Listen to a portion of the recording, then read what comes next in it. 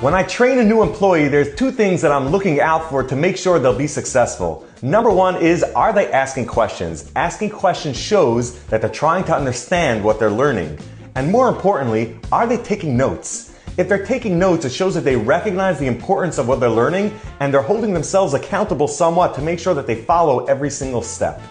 And this is really true for work, for schoolwork. Whenever somebody's taking something seriously, they're noting it down and they're jotting down to make sure they have a structured way to take the information and monitor what they know, what they don't know, what they need to follow up on. So let me ask you then, why is it then when it comes to your life and the things you take seriously about your life, how come you don't have some sort of spreadsheet or a notepad or some sort of way to monitor how you're doing and how your progress is? What are your goals in life? What are your spiritual aspirations? Are you reaching them? Whatever commitments you made on Rosh Hashanah, are you keeping to those? Are you holding yourself accountable? I know this is a little bit heavy, especially this time of year. It's not Rosh Hashanah, it's Purim time, I realize that.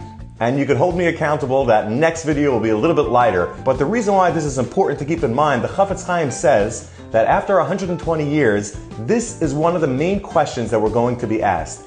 Did we have a cheshbon, a calculation, a structure to our life? Or did we just wing it?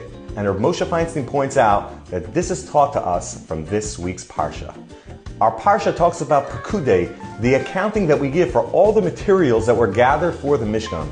Just like an accounting is given for all the materials that were given to the Mishkan, we're going to be held responsible to give an accounting for all the capabilities, all of the strengths, all of the time and money that we've been given. What have we done with all of that?